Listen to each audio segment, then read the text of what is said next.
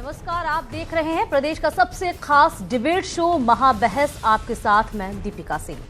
3 चरण का चुनाव पूरा होने के साथ ही आधे से ज्यादा देश का मतदान हो गया। 543 में से एक सीट पर रद्द हुआ मतदान को छोड़ें तो 3 चरणों में 303 सीटों पर मतदान हुआ है, जो करीब 55.9% होता है। वहीं यूपी की बात करें तो अब तक 26 सीटों पर मतदान हुआ है। ये रिपोर्ट देखिए, फिर आधे से ज्यादा देश के चुनाव के बाद की इस तस्वीर को हम समझने की कोशिश करेंगे कि किसका बेड़ा पार होगा।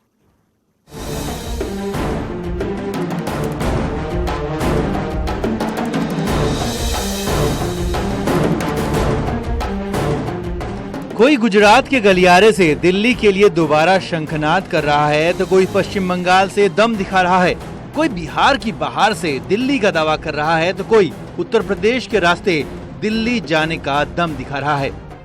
दक्षिण के दंगल से भी दिल्ली दरबार के लिए पूरा दमखम दिखाया जा रहा है। ये लहर अब विरोधियों के लिए ललकार बन गई है।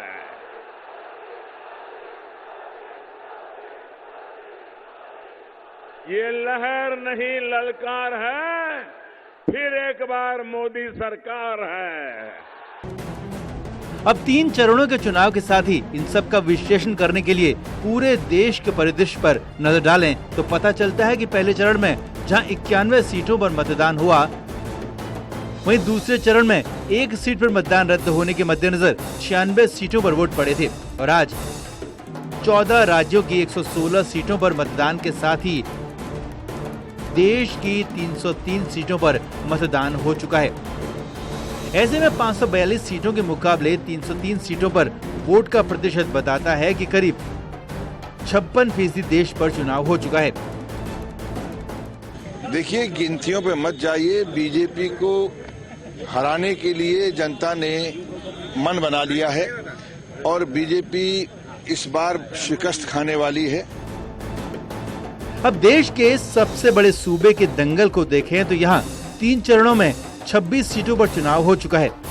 80 लोकसभा सीट वाले उत्तर प्रदेश पर 30.5% मतदान हुआ है और दावे यहाँ भी दिल्ली तक दम दिखा रहे हैं। देखिए, देश को नया प्रधानमंत्री देगा, गठबंधन देगा और चुन करके आएंगे, वो चुन करके देंगे नया प्रधानमंत्री। बहरहाल तीसरे चरण के चुनाव के साथ ही अब 22 राज्य ऐसे हैं जहां चुनावी इम्तिहान पूरा हो चुका है। ऐसे में 56% देश पर मतदान होने के बाद सवाल ये है कि दावों और वादों की तो भरमार है, लेकिन कौन डूबेगा और कौन उतरेगा पार। Bureau report, news 18।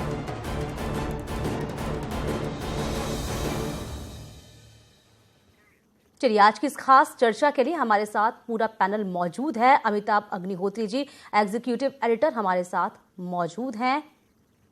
साथ ही हैं समीर सिंह, प्रवक्ता बीजेपी, डॉक्टर उमाशंकर पांडे, प्रवक्ता कांग्रेस। कुछ ही देर में जूही सिंह को हम जोड़ने की कोशिश करेंगे सपा से। एमएच खान है नेता बसपा और रामेश्वर पांडे पत्रकार भी हमारे साथ मौजूद हैं। आप सभी का बहुत स्वागत है। अमिताभ जी, आधे से ज्यादा देश के चुनाव के बाद आप हमें बखूबी समझा सकते हैं कि आखिरकार चुनावी ऊंट किस करवट बैठेगा? देखिए, ऊंट किस करवट बैठेगा ये तो जनता ही तय करेगी कि बैठेगा के दाएं बैठेगा कि बाएं बैठेगा कि खड़ा रहेगा। लेकिन कुछ मोटी मोटी चीजें जरूर सामने आती हैं जी, इसलिए आज मैंने विषय रखा। मुझे लगा कि 2019 के इस चुनावी महासमर में आज की रात्रि वह अवसर है, वह पड़ाव है जब इस बात की समीक्षा होनी चाहिए कि आधे से ज्यादा मुल्क ने वोट के अधिकार का इस्तेमाल कर लिया, यानी मोटी मोटी तस्वीर तय हो गई 23 मई की। लगभग 56% देश ने वोट दे लिया। 22 सूबे चुनावी प्रक्रिया से निवृत्त हो गए। लगभग 1/3 उत्तर प्रदेश चुनाव की प्रक्रिया से निपट गया, कुछ कम मान लीजिए तो 30% से ज्यादा। तो मुझे लगा कि आज इस पर चर्चा हो जाए कि इस आधी यात्रा का संकेत क्या। आज नरेंद्र मोदी जी ने एक नारा दिया है, ये लहर नहीं ललकार है फिर एक बार मोदी सरकार। ये लहर नहीं ललकार फिर एक बार मोदी सरकार। एक तो यही समीक्षा का विषय है। दूसरा, जैसा ममता जी, मायावती जी, अखिलेश यादव कह रहे हैं, नया प्रधानमंत्री देश को, तो क्या इसकी भी समीक्षा हो जाए? आधा रास्ता पार कर लिया सफर का, तो समीक्षा बनती है कि फिर एक बार मोदी सरकार है या नया प्रधानमंत्री गैर भाजपा समूह से। यही केंद्रीय बिंदु है आज। किसी भी यात्रा का आधा हो जाए जब संपूर्ण, चाहे वो जीवन की यात्रा हो चाहे वो चुनाव की यात्रा हो, तो समीक्षा जरूर करनी चाहिए। तो जो शेष आधा बचता है उसके लिए सफर थोड़ा आसान हो जाता है। हमारे साथ बहुत सीनियर जर्नलिस्ट रामेश्वर पांडे जी हैं। रामेश्वर जी, आधा रास्ता पूरा हुआ जी, आधे से ज्यादा, आधी गंगा पार हुई, अभी कौन कहां खड़ा है? लगभग ये लहर नहीं ललकार फिर एक बार मोदी सरकार, एक नारा, दूसरा नारा। एक आज वो भोजपुरी गीत आया है समाजवादी पार्टी का, मायावती अखिलेश देह दिले है संदेश, या ये मामला कहां पर दिख रहा है पंडित जी? देखिए, भारतीय जनता पार्टी भले चाहे जितना लहर कहे, लहर तो नहीं है। ये वोटिंग परसेंट से भी दिखता है।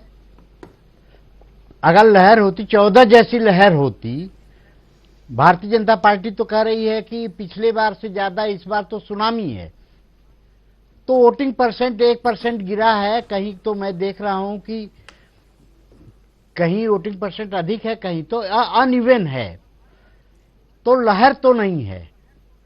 लेकिन यह भी सच है कि जो दावे अखिलेश, मायावती जी या विपक्ष के लोग कह रहे हैं, इस तरह का दिखाई नहीं पड़ा कि उनके पक्ष में भी कोई बड़ी लहर या बहुत उत्साहजनक कहीं अलग अलग है। तो ये बड़ा मिक्स्ड रिएक्शन है और ये मतदाता ही तय करेगा।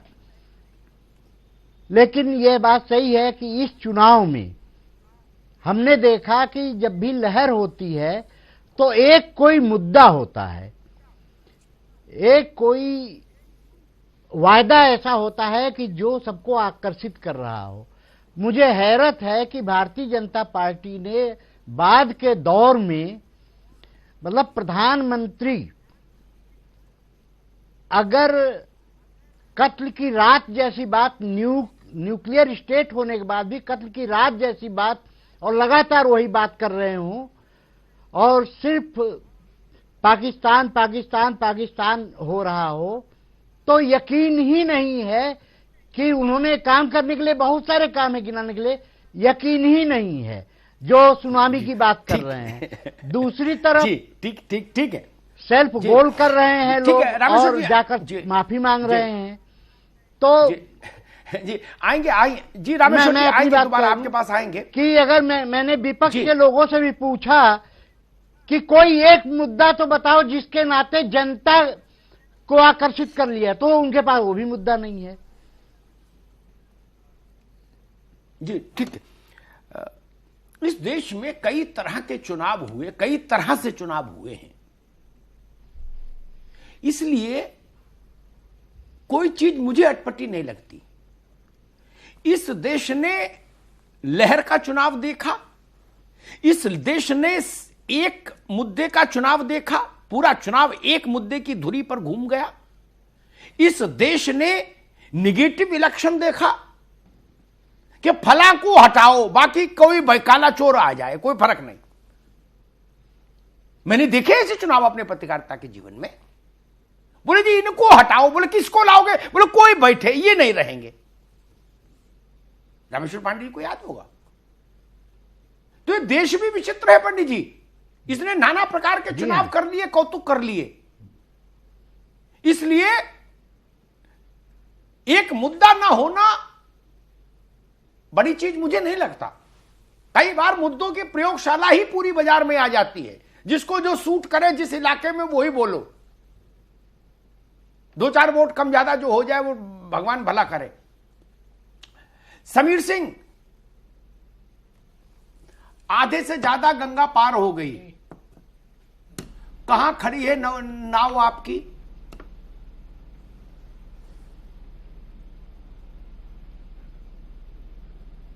देखिए अमिताभ जी, भारतीय जनता पार्टी पहले, दूसरे और तीसरे चरण में भारी बहुमत के साथ जीत रही है।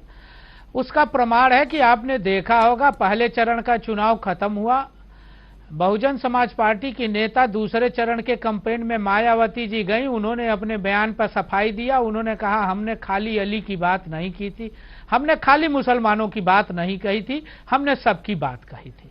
दूसरे चरण का चुनाव शुरू हुआ। दूसरे चरण के चुनाव में अखिलेश यादव जी आरोप लगाने लगे और मायावती जी आरोप निर्वाचन आयोग पर लगाने लगे कि साहब ईवीएम में गड़बड़ी की जा रही है, हरिजनों को वोट नहीं देने दिया जा रहा है। तीसरे चरण का आज चुनाव था, 11 बजे रामपुर में 26% वोटिंग हो चुका था और रामपुर में आजम खां के पुत्र विधायक और आजम खां साहब ने, दोनों लोगों ने आरोप लगाया कि साहब 300 ईवीएम खराब है और मतदान नहीं हो रहा है। उसको अखिलेश यादव जी ने दोहराया और समाजवादी पार्टी का प्रतिनिधिमंडल चला गया मिलने और निर्वाचन आयोग ने उसको खारिज कर दिया कि कहीं भी ईवीएम खराब नहीं। देखिए, हार के डर से समाजवादी पार्टी और बहुजन समाजवादी पार्टी अपना चेहरा बचाने के लिए पहले चुनाव से ही हथकंडा अपना रहे हैं। कभी हरिजन को वोट नहीं डालने दिया गया, कभी ईवीएम खराब है और कभी निर्वाचन आयोग पर प्रश्न चिन्ह लगाया जाता है और कभी कहा जाता है। ये जो तीसरे चरण का चुनाव था वो समाजवादी पार्टी का एक तरह से कहिए गढ़ था। गढ़ में 2014 में सिर्फ 3 सीटें समाजवादी पार्टी को मिली थी और मैं दावे के साथ कह सकता हूं कि इस बार तीसरे चरण के चुनाव में जो आज का रिजल्ट है, समाजवादी पार्टी एक भी सीट जीतने की स्थिति में नहीं है जी। ठीक है, मुलायम सिंह जी को जिताने के लिए मायावती जी अभी रोकेंगे। रुको भाई, रुको। तो ये दर्शाता है कि समाजवादी पार्टी कमजोर है। अरे ठीक है, ठीक है, ठीक है। एक बात मैं सबको बता दूं ताकि सनद रहे, हम ये महाबहस रोज रिकॉर्ड भी करते हैं और खास तौर पर वो पोर्शन तो जरूर रिकॉर्ड करके आर्काइव कराता हूं जिनकी 23 को जरूरत पड़ सकती है, 23 मई को। सबके दावे स्क्रीन पर रख दूंगा फोटो के साथ कि भाई सुनो, ये दावा इस तारीख को इतने बजे इन्होंने किया था, इनसे मिलो। एक बात कहूंगा जो समीर सिंह ने कही, उस पर एक टिप्पणी करूंगा, फिर कांग्रेस के पास जाऊंगा। समीर सिंह ने कहा कि भाई 2 चरणों के बाद मायावती जी ने सफाई दी, अखिलेश जी ने ये कहा। उन्होंने एक बात बताई, अगर इसी तर्क को मानकर राजनीति की समीक्षा होगी तो नपना तो एक ही रहेगा, 2 नपने तो चल नहीं सकते। हम चलाएं भी तो जनता नहीं मानती। जनता तो कहती भाई एक ही नपने, एक ही गज से हमारा और रामेश्वर पांडे जी का कुर्ते कपड़ा नापो, अलग अलग गज थोड़ी ना होगा। वैसे ही अगर आप 2 चरण के चुनाव के बाद ये कहते हो मंच से कि तारीख लिख लीजिए 23 मई शाम ये गठबंधन टूट जाएगा, तो क्या माने? राजनीति है मित्र, चुनाव लंबा है, 7 चरणों में भाषण देना है, तो ये तो बोलेंगे आरोप प्रत्यारोप, इसमें क्या नई बात है भाई? 7 चरणों में और क्या सत्यनारायण कथा पढ़ेंगे नेता? क्या करेंगे? एक दूसरे के भाषण पर ही कटाक्ष होगा। ठीक, उमाशंकर जी, आपके लिए भी आधा देश पार हो गया, स्वाभाविक है जी। 19 में सरकार बनाने के लिए बीजेपी के बाद सबसे ज्यादा मैं कहूं कोशिश आप ही करेंगे। और उम्मीद भी रखेंगे बड़ी पार्टी होने के नाते। आधी यात्रा के इस अर्ध पड़ाव पर कांग्रेस कहां खड़ी है? मैं उत्तर प्रदेश स्पेसिफिक बात नहीं कर रहा, पूरे देश का समझना चाह रहा हूं कांग्रेस देश में कहां खड़ी है। 14 से कितना आगे बढ़ी? अमिताभ जी देखिए कांग्रेस हमेशा जनता के साथ खड़ी रही और इसीलिए एक चुनाव के बाद जब कभी बाकी पार्टी क्या दोबारा बाकी पार्टी क्या भैया चाइना के साथ खड़ी नहीं, सभी जनता के साथ खड़े हैं महाराज। ये तो ये उन्हीं को तय करना है जिन लोगों ने जिनको जनता ने 60 साल तक मौका नहीं दिया, वो तय करें वो किसके साथ खड़े थे। अब आजादी के पहले मैं नहीं जाना चाहूंगा, लेकिन एक बात जरूर है अमिताभ जी, आपने कहा आधे चुनाव के बाद, तो मैं कह रहा हूं कि 5 साल जनता पर वार, आज पूरी तरह से डूब गई मोदी सरकार। जिस तरीके से लोग वोट डालने निकले हैं और जिस तरीके से माननीय प्रधानमंत्री जी के, हाँ बिल्कुल, जनता का नारा है जो आपके दर्शकों तक मैं रखना चाह रहा था। आप देखिए अमिताभ जी, जिस तरीके से माननीय नरेंद्र मोदी जी के बयान इसी चुनाव में लगातार बदले हैं। चौकीदार का कैंपेन अब बंद हो गया है, जो मैं बेरोजगार हूं का कैंपेन शुरू हुआ तो चौकीदार का कैंपेन अब मोदी जी नहीं चला रहे हैं, बंद कर दिए हैं। दूसरा, अब राष्ट्रवाद की बात बंद कर दिए हैं। अब मैं ओबीसी हूं, पिछड़े वर्ग से हूं, इसलिए कांग्रेस मुझे 5 साल तक प्रताड़ित करती रही। अब नरेंद्र मोदी जी जातिवाद पर उतर आए हैं। आप देखिए अमिताभ जी, याद करना होगा पिछले 2014 के लोकसभा चुनाव में ठीक तीसरे चरण में ही नरेंद्र मोदी जी खुद को ओबीसी बना लिए थे। आज फिर वही चुनाव, वही स्क्रिप्टेड चुनाव, और नहीं तो वो तो जीत के आए थे भाई, एब्सोल्यूट मेजॉरिटी से जीत के आए। ओबीसी बनाया हो चाहे कुछ बनाया हो, 14 में एब्सोल्यूट मेजॉरिटी के साथ आए ना। आप भी सेम पित्रोदा की जात बताते घूम रहे थे 14 में, स्क्रिप्टेड। आप भी सेम पित्रोदा को बढ़ाई बता रहे थे बुंदेलखंड में। एक मूवी जो एक बार चल गई, एक सेकंड सुनो, उमाशंकर उमाशंकर, राहुल गांधी भी बुंदेलखंड में सैम पित्रोदा को बढ़ई बता रहे थे। सैम पित्रोदा के माता पिता के अलावा शायद ही किसी को पता हो कि वो बढ़ई थे। उनने हाथ उठवा के बताया कि बढ़ई हैं। तब वो जात की राजनीति नहीं कर रहे थे क्या? अगर नरेंद्र मोदी जात की राजनीति कर रहे हैं तो राहुल गांधी धर्मार्थ कर रहे थे क्या? नपना एक रखो मेरे साथ, मेरी बहस में 2 नपने नहीं चलेंगे, जान लो। नहीं, बिल्कुल अमिताभ जी, अभी जो प्रचंड प्रचार चल रहा था, मैं उस संदर्भ में कह रहा हूं, और यही हकीकत है। राष्ट्रवाद है या जातिवाद है या इमरान भाई उतर आए हैं अब मोदी जी के प्रचार में, ये सारा जो खुलासा इस चुनाव में हो रहा है, जनता एक बार मूर्ख बन सकती है, एक बार काठ की हांडी चढ़ सकती है, लेकिन एक बार फिर वही आदरणीय माता जी को मैं प्रणाम करता हूं मोदी जी के, और मैं उम्मीद करता हूं कि पूरे देश को ऐसी मां मिले। एक बार फिर नोटबंदी में तो 90 साल की मां को माननीय मोदी जी ने भावुकता के पल का भ्रमजाल बनाने के लिए, भावुक भारत की जनता को भ्रमित करने के लिए मोदी जी ने आज फिर अपनी मां का सहारा लिया। यह कितना विचित्र है चुनाव में। अगर जैसा संजीव जी कह रहे हैं, अगर मोदी जी चुनाव जीत रहे होते तो शायद आज पूजनीय मां को फिर टीवी के सामने लाकर चुनाव लड़ने की कवायद नहीं करते, उनके भाषण लगातार नहीं बदलते, चुनाव मुद्दों पर लड़ते, जीएसटी की बात करते, नोटबंदी की बात करते, आंकड़े देते कि मैंने प्रतिवर्ष 2 करोड़ युवाओं को देखिए रोजगार दे दिया, किसानों की 3 लाख आत्महत्या के अगेंस्ट में कहते कि देखिए हमने किसानों के लिए ये अच्छे दिन ला दिए। 1 मिनट रुको भाई, अरे रुको भाई, आप तो प्रेस कॉन्फ्रेंस करने लगे यार, रुको। मुझे ये तर्क कभी समझ नहीं आया और इस तर्क में मुझे बौद्धिकता नहीं दिखी कभी किसी, चाहे वक्ता प्रवक्ता कोई बोले कि एक ही मुद्दे पर पूरे चुनाव भर बोले नेता। नहीं ना, ये देश एक नहीं है, ये अमेरिका नहीं है, या 5000 जातियां उपजातियां और गोत्र हैं, जानकारी है ना। जितने धर्म एक साथ यहां हैं उतने विश्व के किसी एक देश में नहीं।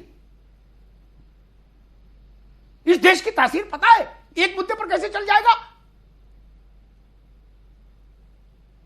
या तो युद्ध जैसी स्थिति कोई बन जाए तो एक मुद्दे पर चुनाव हो जाएगा, या इंदिरा जी की शहादत जैसा कोई दृश्य हुआ तो एक मुद्दे पर चुनाव हुआ।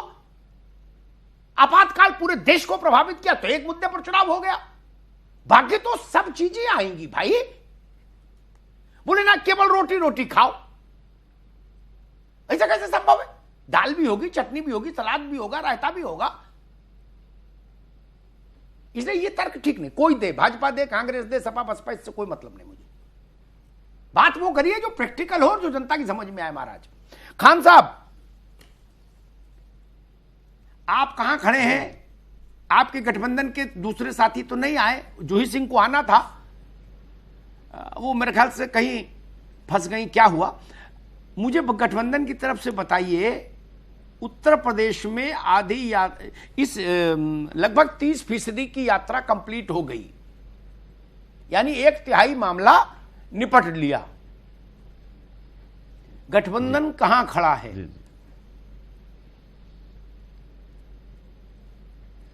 देखिए अमिताभ जी, हम राजनीतिक दल हैं और राजनीति में आशा हमेशा बनी रहती है। हमने जो फैसला किया गठबंधन बनाने का, एसपी, बीएसपी, आरएलडी का, वो इसीलिए बनाया था कि हम ये जो 2014 में जो जुमलेबाज पार्टी है जिसने वादे किए थे वो पूरा नहीं किया है, तो हमको इनको किसी न किसी तरह से हराना है और जनता के ऊपर खरा उतरना है। अभी देखिए, इन्होंने, भारतीय जनता पार्टी प्रवक्ता ने कोई अपने काम का बखान नहीं किया। ये सपा बसपा के चक्कर में पड़ गए कि इन्होंने ऐसा किया, वैसा किया, बहन ये किया। अभी देखिए, ओम प्रकाश राजभर जी इनके कैबिनेट मंत्री हैं। अभी हम कहना शुरू करें तो इनके कैबिनेट मंत्री हैं, 29 कैंडिडेट खड़ा कर दिया। क्या मजबूरी है कि उनको कैबिनेट से नहीं निकाल पा रहे हैं? क्या मजबूरी है कि उनको अपने कैबिनेट में रखे हुए हैं? देखिए, अभी गाजीपुर में 2-3 दिन पहले आपके जो है मनोज हो जाए पूरब में, खान साहब आप उनको निकलवाना चाहते हो ताकि पूरब में भाजपा की जान को बवाल हो जाए, हैं? हम नहीं, हम निकलवा नहीं चाहते। हम क्या बता रहे कितनी कमजोर है पार्टी, भारतीय जनता पार्टी कितनी मजबूर है। ये जो दावा कर रहे हैं, दावा खोखला दावा साबित हो रहा है, ये दावा सही साबित नहीं हो रहा है। ये दिखाई दे रहा है कि कितनी मजबूरी में ये पड़े हुए हैं, परेशान हाल हैं। अरे मनोज सिन्हा जी कह रहे हैं कि भारतीय जनता पार्टी के कार्यकर्ता की तरफ उंगली उठाया तो उंगली तोड़ दूंगा, कह रहे हैं आंख दिखाया तो आंख फोड़ दूंगा। ये भाषा क्या है? ये हताशा की भाषा है, इससे कुछ बनने वाला नहीं है। इनके स्वामी प्रसाद मौर्य की बेटी कह रही हैं कि फर्जी वोट डाल दो। अरे जब आप जीत रहे हो तो फर्जी वोट, उंगली तोड़ देना, आंख फोड़ देना और चुनाव के पहले जो वादे किए उसको न गिनाना, ये हताशा है। अमिताभ जी, इसमें सत्यता दिखाई देती है। ये लोग हार रहे हैं, बुरी तरह से हार रहे हैं। गठबंधन हमारा कितने सीटों पाएगा ये मैं नहीं कह सकता हूं, लेकिन इनसे ज्यादा सीटों पाएगा, ये मैं आपको आश्वस्त करना चाहता हूं। समीर सिंह जी, मुख्य लड़ाई आपके और गठबंधन के बीच है उत्तर प्रदेश में, और अभी राहुल गांधी का मैं एक वो देख रहा था, एक टिप्पणी उन्होंने बातचीत में कहीं किसी से कहा कि भाई मैंने प्रियंका गांधी से कहा है कि उत्तर प्रदेश में जहां बहुत ही मजबूत सीट हो वहां ताकत से लड़िए, बाकी ऐसी कोई स्थिति किसी सीट पर पैदा मत करिए ताकि गठबंधन को नुकसान हो। तो स्वाभाविक है मुख्य लड़ाई गठबंधन और भाजपा की। खान साहब कह रहे हैं कि हम अपनी सीट तो नहीं बता सकते, लेकिन इतना जरूर बता सकते हैं कि भाजपा से ज्यादा।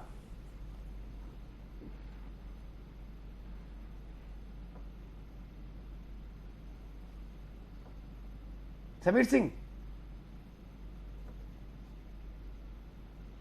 देखिए खान साहब मुंगेरी लाल के हसीन सपने देख रहे हैं अमिताभ जी।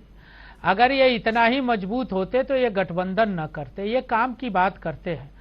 हमारे सरकार में माननीय योगी जी ने उत्तर प्रदेश के अंदर सरकार में आने के बाद किसानों की दशा सुधारी, उत्तर प्रदेश की कानून व्यवस्था सुधारी, बिजली 24 घंटे मिल रहे हैं, 2 बड़ी सिंचाई की परियोजना बाण सागर और सरजू नहर परियोजना हम पूरा कर रहे हैं, एक प्रदेश को समर्पित किया माननीय प्रधानमंत्री जी।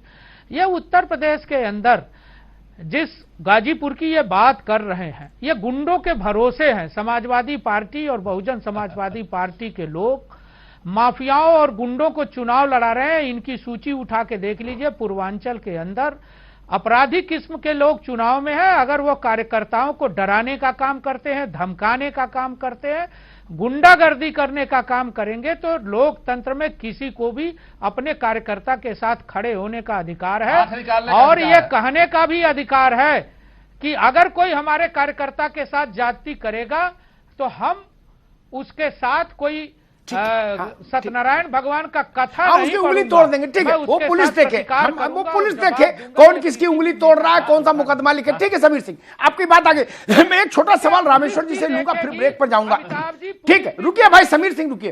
रामेश्वर जी, मैं आज तक ये नहीं समझ पाया, जी एक गठबंधन करे तो कमजोर, दूसरा गठबंधन करे तो भी मजबूत। गठबंधन तो सभी कर रहे, ये लड्डू तो सब खा रहे। क्या कांग्रेस, क्या भाजपा, क्या सपा बसपा कोई हो नहीं, हर आदमी कहता मैं तो मजबूत हूं, ये मेरा बड़ा दिल है कि मैंने गठबंधन किया। बोले सामने वाला कमजोर है,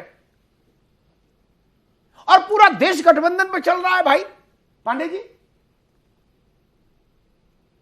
कोई राज्य नहीं बचा जहां गठबंधन नहीं है। कोई राज्य बता दो मुझे। देखे तो भाई भारतीय जनता पार्टी ने तो त्रिपुरा में, कश्मीर में आप देखें तो गठबंधन की सीटें, गठबंधन की पार्टियां भारतीय जनता पार्टी के साथ इनसे ज्यादा है। तो अच्छा, गठबंधन की राजनीति अटल बिहारी वाजपेयी ने तो गठबंधन की सरकार चलाई और उन्होंने गठबंधन की सरकार चलाने का एक कौशल, हुनर विकसित किया और जिससे दूसरे लोग सीखने की कोशिश करते रहे। तो गठबंधन की सरकारों का दौर रहा है, केंद्र में गठबंधन की सरकार बनेगी। देखिए, सभी पार्टियां अपने अपने दावे करेगी। उत्तर प्रदेश में भारतीय जनता पार्टी के साथी ने कहा कि ये कमजोर है इसलिए गठबंधन किए, लेकिन ये तो सच्चाई है ना कि गठबंधन ने अतीत में बेहतर रिजल्ट दिए और उनकी सीटें ज्यादा आई। और खुद अमित शाह जो भारतीय जनता पार्टी के अध्यक्ष हैं, वो कह चुके हैं कि हाँ, उत्तर प्रदेश में इस गठबंधन से हमारे सामने चुनौती आई है। तो इस सच्चाई को तो भारतीय जनता पार्टी के अध्यक्ष मानते हैं। अब भारतीय जनता पार्टी के साथी यहाँ जो भी कहें, चुनाव है, अपने दावे हैं, लेकिन मैं ये मानता हूं कि इस सिरे से उस सिरे तक सब तरीके जुर्म है, चाहे जातिवाद का सवाल हो, फर्जी दावों का सवाल हो, या तो रिहा है या जमानत पर फरार। अच्छी बात है बड़े जी, सब एक जैसे दिखते हैं। एक चीज और मैं यहां याद दिला दूं, राजस्थान में भाजपा का एक नेता हुआ करते थे हनुमान बेनीवाल। आएंगे उमाशंकर भाई, ब्रेक के बाद आएंगे आपको। हनुमान बेनीवाल, फिर वो नाराज हो गए, अलग चले गए, जाट नेता थे, एक पार्टी बना ली छोटी सी। इस लोकसभा चुनाव में उनसे भी गठबंधन किया भाजपा ने, हनुमान बेनीवाल। तो एक गठबंधन नाम का लड्डू सब खा रहे हैं मित्र, इस पर आक्षेप न लगाओ। सब उसी नाव पर सवार हो। बिना गठबंधन कौन चल रहा है अपने पांव पर? कोई नहीं। पूरे देश में एक राज्य बता दो जहां किसी ने किसी को उंगली से नहीं छुआ। छोटी बड़ा कुछ ना कुछ किया जरूर है। तो जब सभी कर रहे हो तो सब मिलके ये तो बोलो गठबंधन अच्छा है। कर भी रहे हो और पर्देदारी भी, आक्षेप भी, ये ठीक नहीं। ये गठबंधन के साथियों के साथ अन्याय होता है।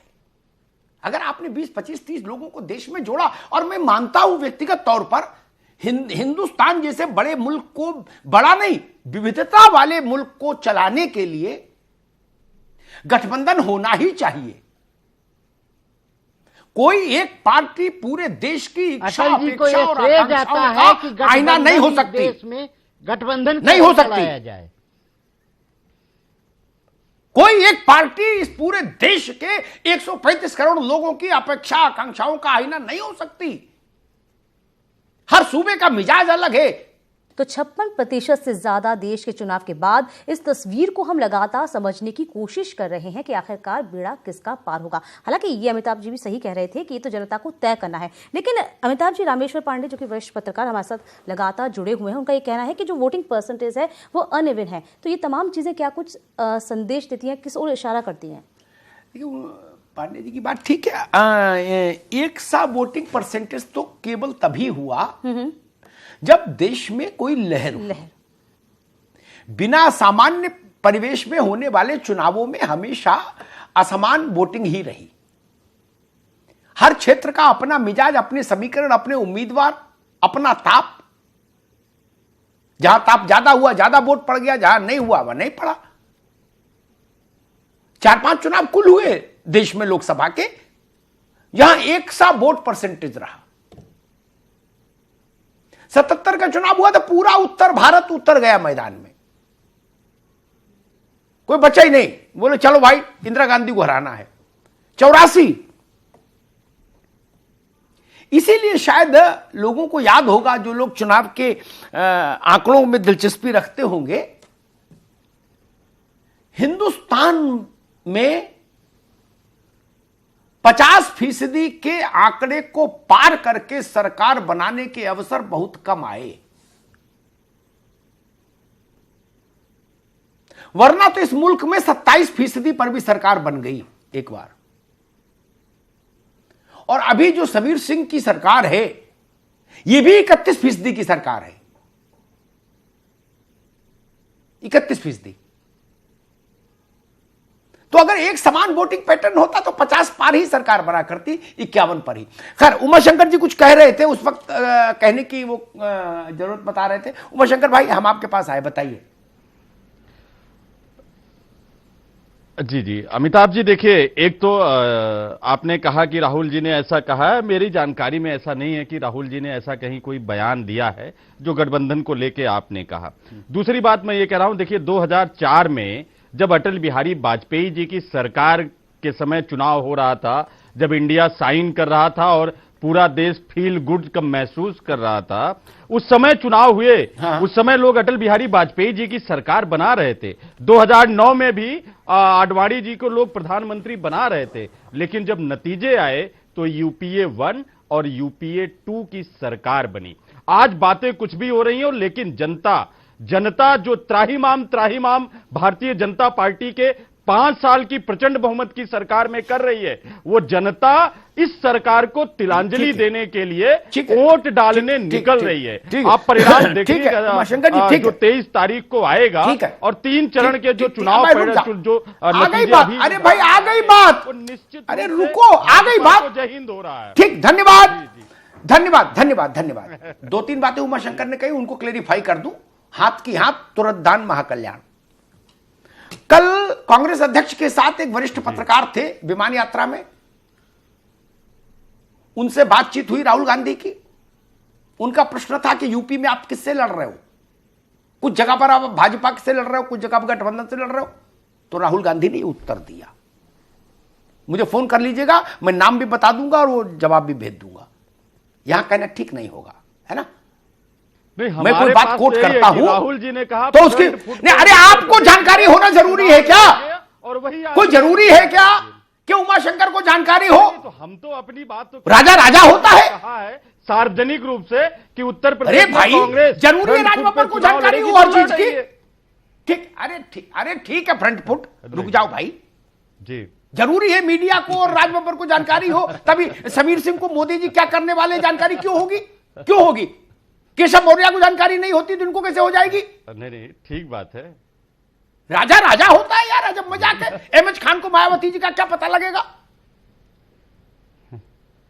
हमको मालूम है जन्नत की हकीकत क्या है मित्र। 30 साल इसी पेशे में हो गए, छोड़ो इन बातों में क्या रखा। खैर, नहीं, आपके अनुभव का पूरा सम्मान है। उमाशंकर ने एक बात कही कि पूरा देश मोदी जी को हटाने के लिए वोट करने निकल पड़ा है।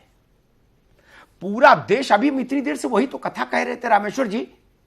पूरा देश निकला था 77 में, पूरा देश निकला था 84 में। पूरा देश निकलता तो पता लगता है कैसा देश निकला। केवल उमाशंकर जी मतलब कांग्रेस को दिख रहा, बाकी कुछ दिख ही नहीं रहा। फिरोजाबाद में इतनी बड़ी लड़ाई चाचा भतीजे में, लट्ठम लट्ठा, और वहां वोटिंग परसेंटेज रसातल में। ये कौन से कहां से निकल रहे हैं लोग? उमाशंकर जी, रामेश्वर जी। देखिए, फिरोजाबाद में इस बार 7% ज्यादा वोट पड़े हैं पिछली बार की तुलना में। नहीं, कम हुए हैं रामेश्वर जी, आंकड़ा दोबारा से देखिए, कम हुए हैं। ना मुझे लगता है हो कि सकता मैंने एक बार गलत देख देखना लिया। चाहिए। ठीक, फिरोजाबाद में ठीक है, 7% वोट ज्यादा पड़े हैं। ठीक, मैं ये कह रहा था और मुझे लगता है कि वहां चौकाले पूरा वाले देश नतीजे निकल हो पड़ा है। अरे भाई रुकिए, मैं ये सवाल ये पूछ रहा था, फिरोजाबाद में देखिए जब पूरा देश निकलता है, पूरा देश निकल दिया तो दिख क्यों नहीं रहा मुझे, मैं ये पूछ रहा था। देखिए पूरा देश जब निकलता है तो विपक्ष या दूसरी पार्टियां दिखती नहीं हैं। जनता पार्टी जेपी आंदोलन के बाद आप देखें तो कांग्रेसी दिख नहीं रहे थे, या इसी तरह जब बोफोर्स एक मुद्दा बन गया था, या आपने जिन चुनावों का भी जिक्र किया है, तो साफ साफ महसूस होता है, दिखाई पड़ता है, और उसमें बहस की कोई गुंजाइश नहीं रहती। अभी यही है, ठीक है, कि दोनों पक्ष सवेरे शाम अपनी गणित ये कर रहे हैं कि कैसे हम जीतेंगे, और स्थानीय अलग अलग मुद्दे भी तलाश रहे हैं, और उसी तरह की रणनीति बना रहे हैं। तो कोई लहर नहीं है। ठीक है रामेश्वर जी, दिखाई पड़ रहा है कि अलग मेरे पास मुख्य निर्वाचन, ठीक है रामेश्वर जी, मेरे पास मुख्य निर्वाचन अधिकारी उत्तर प्रदेश का एक डॉक्यूमेंट है जो कह रहा है कि फिरोजाबाद में 58.80 वोट पड़ा इस बार, और 14 में पड़ा था 67.61, 67.61। It's a huge dip in Firozabad, जो मैंने कहा था। खैर समीर सिंह नहीं तो मैं क्षमा पूरा देश ये कह रहे हटाने के लिए उतर गया। ठीक है, ये कह रहे हो हटाने के लिए उतर गया, आप कह रहे हो पूरा देश बनाने के लिए मोदी जी को उतर गया, और देश दिख नहीं रहा, परसेंटेज जा रहा है ये 58, 57, 59। समीर जी इस पिछली बार की तुलना में 1 से 1.5% कम हुई है इस बार वोटिंग। समीर जी मैंने पहले भी कहा है कि कांग्रेस पार्टी मुंगेरी लाल के हसीन सपने देख रही है। राहुल गांधी आज तक उत्तर प्रदेश में सभी सीटों पर प्रत्याशी तय नहीं कर पाए, दूसरे दलों से लाके वो 12 बजे रात को प्रत्याशी घोषित करते हैं। कोई नीति है नहीं, एजेंडा है नहीं। उनके घोषणा पत्र को देख लीजिए, वो देश के तोड़ने वाले लोगों के साथ खड़े हैं, टुकड़े टुकड़े करने वाले लोगों के साथ खड़े, 124 से वापस लेना चाहते हैं, और कहते हैं साहब कि जो लोग आतंकवादी गतिविधियों में हैं हम उनको छोड़ देंगे, हम उनको सहायता देंगे, और देश के साथ समझौते कर रहे हैं। गरीबी मिटाना चाहते हैं, 10 सालों तक यूपीए 1 यूपीए 2 में गरीबी मिटा नहीं पाए। इंदिरा गांधी ने नारा दिया, ठीक है, राहुल गांधी उस नारे को दे रहे हैं। अहमद खान, चौथी पीढ़ी भी अगर बनाने या बिगाड़ने के लिए पूरा देश निकल रहा होता तो मेरे ख्याल से ये परसेंटेज जाना चाहिए था 65 के पार, 70 के आसपास। अहमद खान साहब, नहीं अब जवाब का समय नहीं, अब कहीं कल दीजिए जवाब। जी अहमद खान साहब, अगर पूरा देश निकल रहा होता चाहे बनाने को चाहे हटाने को, तो परसेंटेज जाता 70। जी हाँ ना, बिल्कुल सही कह रहे हैं। और ये जा रहा है 58, 57, 59, या किसी वजह से गर्मी के 58, 57। हाँ, तो ये तो कोई इसी बात। अरे चुनाव ठंड में कब हुए खान साहब? आप भी गजब करते हो। कुछ है नहीं लहर सुनामी। अरे आप भी गजब करते हो महाराज, ठंड में सुनामी बता रहे हैं। मोदी जी कह रहे सुनामी है, सुनामी नहीं, मैं कह ही नहीं रहा हूं ठंड नहीं, मैं तो कह रहा हूं मोदी जी कह रहे हैं कि सुनामी है, लहर नहीं सुनामी है, ये मैं कह रहा हूं। तो सुनामी कहां दिखाई दे रही है? लहर तो ही नहीं है, सुनामी कहां दिखाई दे रही है? अरे यही तो कांग्रेस भी कह रही कि आप दूसरी बात इन्होंने कहा कि ये इनके पास, अरे तो कहने दीजिए, कहने से क्या फर्क पड़ता है, वो तो 23 तारीख को पता चलेगा। दूसरी बात इन्होंने कहा कि इनके पास कैंडिडेट नहीं है, कैंडिडेट तो उनके पास भी नहीं है। आप बताइए गोरखपुर में किसको लड़ा रहे हैं? आप बताइए आजमगढ़ में किसको लड़ा रहे हैं? आपके पास तो कैंडिडेट एक भी नहीं है कि जिसको लड़ा सके। आप ऐसे आदमी को लड़ा रहे हैं जिसका राजनीति से कोई लेना देना नहीं है। आप ये सोच के लड़ा रहे हैं कि हाँ हम इसमें हम ग्लैमर दिखा देंगे और फिर चले जाएंगे फिल्मी दुनिया में। जनता को कौन पूछेगा? 2.5 किलो का सनी देओल भी आ गए भाजपा के साथ, सनी देओल भी आ गए भाजपा के साथ। बताइए आप देखिए, महिमा मालिनी है, जयप्रदा भी आ गई, सारे लोग आ रहे हैं फिल्मी दुनिया से। मैं तो कहता हूँ पूरी फिल्मी दुनिया आ जाए, सीरियल में काम करने वाले भी आ जाए, सारा काम कर ले, यही लोग कर ले, बाकी राजनीतिक दल के लोग कार्यकर्ता कुछ छुट्टी कर दीजिए। राजनीतिक कार्यकर्ताओं को छुट्टी कर दीजिए, यही सीरियल वाले आ जाए, ये सिनेमा वाले आ जाए, राजनीति वाले फिल्म में जाए, फिल्म वाले राजनीति में आए। ठीक है, ठीक है, ठीक है भाई, ठीक है। मुझे लगता है समय इशारा कर रहा है कि लोगों का भी सम्मान होना चाहिए, कला के क्षेत्र के लोग भी, कला के क्षेत्र में राष्ट्रवाद सबका सम्मान होना चाहिए, सम्मान सभी का होना चाहिए। सभी अपने आप को बेहतर बताते हैं, दूसरों को कमतर ही आंकते हैं। अब संपादकीय टिप्पणी का वक्त हो चला है। अमिताभ जी, उत्तर प्रदेश में एक प्रथा है शादी के बाद की, रामेश्वर भाई को जरूर स्मरण होगा, लौटपटा बोलते हैं उसको। तो लौटपटा कर लो, राजनीति वाले सिनेमा में चले जाओ, सिनेमा वालों को इधर ले आओ, जनता का भी थोड़ा मन बदल जाएगा। चेहरा देख देख के वही कुर्ता पजामा देख देख के आदमी वो ऊब जाता है, मोनोटोनी आ जाती है जीवन में। वो भी देखेगा थोड़ा तड़क भड़क, कहीं 2.5 किलो का हाथ है, कहीं सीरियल है, कहीं सिनेमा है, कहीं झटका है, कहीं मटका है। और नेता लोग थोड़ा उधर चले जाएंगे तो सिनेमा भी नए अंदाज में आ जाएगा। लोग कहेंगे भाई देखो फलाने नेता हैं इस सिनेमा में हीरो, चलो देख के आए, कर लो, वो ठीक बात है। और वैसे मैं व्यक्तिगत तौर पर किसके विरुद्ध नहीं, हर फील्ड के व्यक्ति को राजनीति में आने का अधिकार होना चाहिए, लेकिन सिर्फ अपनी ब्रांड वैल्यू को भुनाने के लिए राजनीति में नहीं आए। ऐसा नहीं होना चाहिए कि उसके क्षेत्र के लोग बाद में पोस्टर लगाए लापता सांसद, ये नहीं होना चाहिए। ये नहीं होना चाहिए गांव देहात में जाए तो उसको आदमी की देह से बदबू आए, गाय का गोबर हाथ में लग जाए तो डिटॉल से 3 दफे हाथ धोए, कोई रहट से निकाल के 1 लोटा पानी दे दे तो पानी नहीं पिए, साथ में बिस्लरी लेके चले। ऐसा नहीं होना चाहिए, चाहे भाजपा लड़ाए चाहे कांग्रेस। फिल्म वालों की ट्रेनिंग दीजिए, उनको उतना रफ टफ बनाइए, महकूब के घर की रोटी खाना सिखाइए, रज्जाक के घर पानी पीना सिखाइए, कीचड़ में पांव डालना सिखाइए। इतना कर दीजिए, सबका स्वागत है। लेकिन 15 दिन में सांसद बनाओ, ये स्कीम ठीक नहीं। 1 महीने में सांसद, 15 दिन में विधायक बनने की गारंटी मिले या लिखें, यह तरीका ठीक नहीं है। यह तरीका राजनीतिक कार्यकर्ता के साथ धोखा होता है, कोई पार्टी करे। 20 साल दरी बिछाएंगे समीर सिंह, उमाशंकर, झंडा ढोएंगे, मुकदमे झेलेंगे, लट खाएंगे, और अचानक किसी दिन इनकी नींद खुलेगी, पता लगेगा कि जी कोई क्रिकेटर आ गया, कोई बॉक्सर आ गया, कोई पहलवान आ गया, कोई सिनेमा का आ गया, कोई सीरियल का आ गया, जहाज पे आया और जहाज पे गया। वो हारेंगे तो भी मुंबई जाएंगे, वो जीतेंगे तो भी मुंबई जाएंगे, ये जान लो। लेकिन अहमद खान, समीर सिंह, उमाशंकर लड़ेंगे तो हारेंगे तो भी वहीं रहेंगे, जीतेंगे तो भी वहीं रहेंगे। कहां जाएंगे भाग के?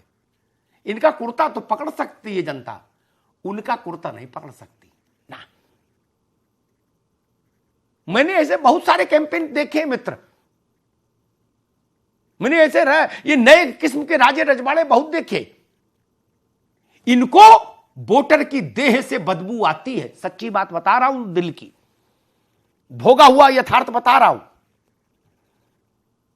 गरीब जलेबी दे दे, रामेश्वर भाई एक उसमें मैंने देखा, एक बहुत बड़े नेता थे, वो भी शाही अंदाज के नेता थे, नवाबी।